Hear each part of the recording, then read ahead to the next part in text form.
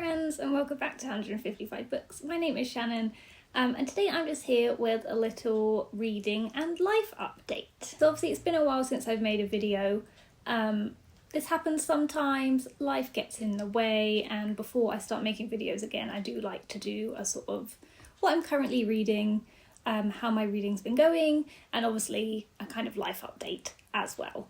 It is something that I have debated whether talking about or not on here, but I've decided I am going to share this information, even though it's not actually information to do with me, but it's one of those ones where I feel like if someone else is going through something similar and they watch it and it makes them feel slightly better that they're not alone and it means I'm helping someone, that is my main reason for sharing this information. So I am going to share my life update first, and then get into a sort of mini haul because I went to the bookshop the other day. I bought some books, which was really fun, and then also like I say, get into the books that I'm currently reading. I am going to say that my life update does include family illness, specifically cancer. So if that is something that obviously is triggering to you, then I will obviously leave some chapters in the description so that you can skip forward to my mini haul, which will be the next thing I talk about, so you don't have to listen to me rambling on if that's not something obviously you want to listen to. So I want to try and keep this as positive as possible because I do feel like being positive is the best way forward in this situation. But one of the reasons why I haven't been making videos is because in early December my mum was diagnosed with stage 2 esophageal cancer. Unfortunately, this was not the first time we've had to go through this. My mum did have bowel cancer back in 2018, so unfortunately this is something we have been through before, but like I say, my mum is the most amazing, positive person you could possibly ever meet. And she both times have just gone straight into it with a positive frame of mind, which like I say is very helpful, especially with the people around her. It was actually something that I talked about in a video that I don't know if is still up on my channel. If it is, I will link it in the description box. I think I did a video during COVID about books that had helped me through like hard parts of my life, and in that video I talked a bit more about like the first time, and I was talking about the Matt Haig books. Like I say, I do still have that, I will link it.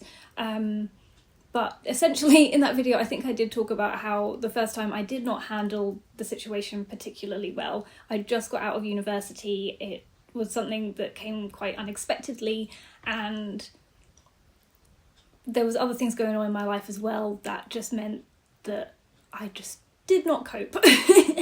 And I just buried all my feelings, which obviously inevitably led to me just generally not being okay. So this time round I did kind of have a word with myself and kind of was like, we're not going to do that again. But one thing that has been absolutely amazing is I've got the most amazing support system. And in a way, this is going to sound really like big-headed, but I have allowed myself to pat myself on the back a little bit for that, because it has meant that it has showed me that over the years I've curated a really beautiful life for myself, where I've surrounded myself with some really amazing people who I know I can rely on and talk to about anything, and who I know will be there for me through thick and thin. And it's just made the whole thing, like I say, so much easier. So you're talking about like friends, obviously my partner has been so amazing, and work colleagues, my line manager, just so amazing. And that of course just makes everything easier. But my main reason for talking about it today is because it's always connected to books, because another support system for me is obviously books and reading, and it has made me realise that books have supported me throughout my life, through so many different feelings and situations. And if I don't know how I'm feeling, I reach for a book. If I'm sad and there's something particular I want to read, I reach for a book. Like, books have got me through so many hard points in my life, and that's why this year so far my reading has been a lot better than it was last year. But again, I think it's because obviously it's my escape. It is something I enjoy doing. It is a hobby. It just helps. It just always helps. I am going to do a completely separate video that will hopefully be coming soon, where I talk about the books that I've read basically since December, because I've read some really cool books and I wanted to talk to you about them. So that will be coming separately, so you're not going to get that today. But I am going to talk about my current reads and my mini haul now. So the first book I bought was Shuggie Bain by Douglas Stewart. So obviously I've been aware of Douglas Stewart's books for a while, and I know I've always wanted to read them. Out of this one and Young Mungo, I knew that this one was the one that I probably wanted to read the most, or at least start with. And I guess it's kind of because the protagonist, I'm assuming the protagonists, I feel like I might relate to the protagonist. And this is, I believe, a particularly dark book. But like I say, it will probably make me feel better. I'm assuming it's set in it's in Glasgow. In the 1980s, it follows a little boy growing up. I think his mother... There's no synopsis on the back of this. It's just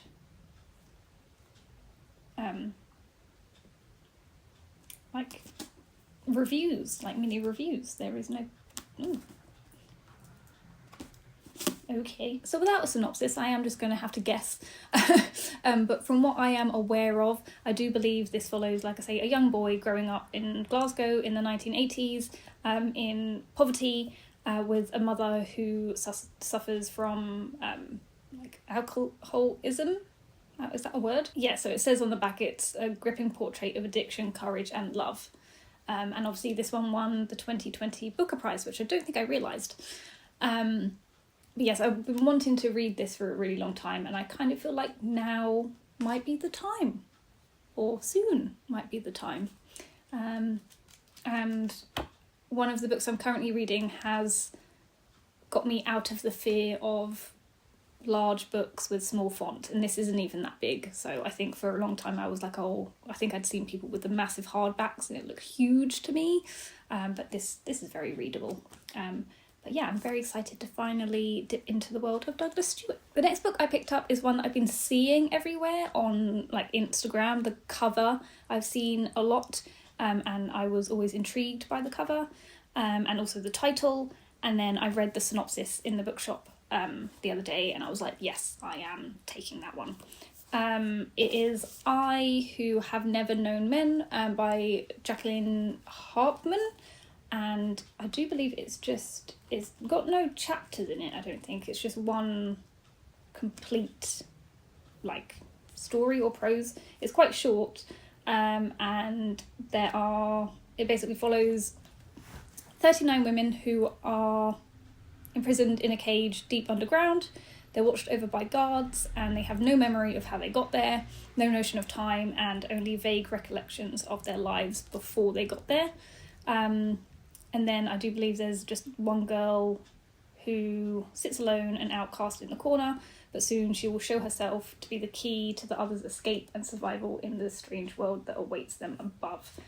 And that's all I really want to know. Very intriguing. And I do feel like it's going to be one of those ones that once you start reading it, you probably won't be able to stop. I have got to say, even though I've seen this around, I don't actually think I've seen anybody review it or talk about it on BookTube. So if you have read this one, please let me know, and let me know if you enjoyed it or not.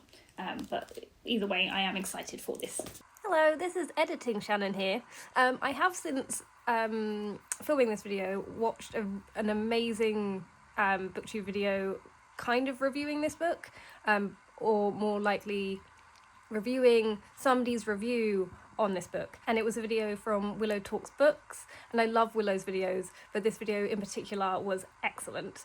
And I also learned from that video that this is actually a translated book. I do believe it was originally written in French, but the author is Belgian, and it was actually released or published in French in 1995. So this isn't a new book. I just think it maybe has had like a cover design, and this is maybe a new translation, and that's why we're suddenly seeing it everywhere.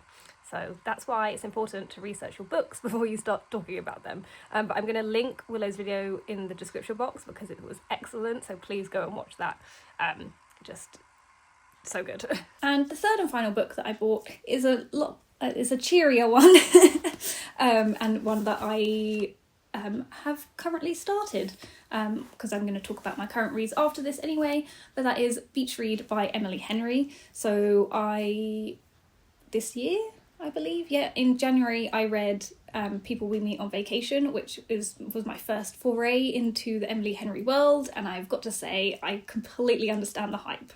As much as people say People We Meet on Vacation is like in their top 3, I did enjoy it, but I did have some issues with it. But that didn't bother me because I did think there is a lot more choice out there with Emily Henry, to the point where I feel like I will find my favourite. And Beach Read was the one I always wanted to read first, but I just never got round to it. Because I've seen quotes from this on Instagram, and again I was reading the quotes and I was like, that's a romance book for me. Yes, it is. And so far, I know I'm literally like 30 pages into this. I have a feeling I may prefer this over People We Meet on Vacation. Maybe it's just because of the main character and her backstory, which I wasn't expecting. But again, very, very relatable. Very relatable. But I like her name. Her name is January. Very nice. So I do only have 2 other current reads that I am currently reading. My currently reading pile on like Storygraph and Goodreads is a lot higher, but that's because there's books that I have started that I've just shelved, that I haven't carried on with yet, and don't plan to anytime soon. So these are, like I say, the ones I'm actively currently reading. This one, I'm going to be currently reading it for the entire year, but it's something that I'm really excited about. And that is Native by Patrick Lorre. So I've had this on my TBR for ages. I bought it a really long time ago. It's essentially a biographic nature book set in Dumfries and Galloway, which is the area where my mum is from in Scotland. And I love Dumfries and Galloway, and as soon as I read the synopsis of this, because it also talks about landscapes, it literally says life in a vanishing landscape, which for me is just all of those key words. Yes. And I love reading about nature and farming and how landscapes change over time, and yes. But for some weird reason, it just sat on my TBR for a really long time, because I think I didn't want to listen to this on audiobook. I wanted to actively read it, and I sometimes find dense non-fiction difficult to basically delve into. This isn't actually that dense.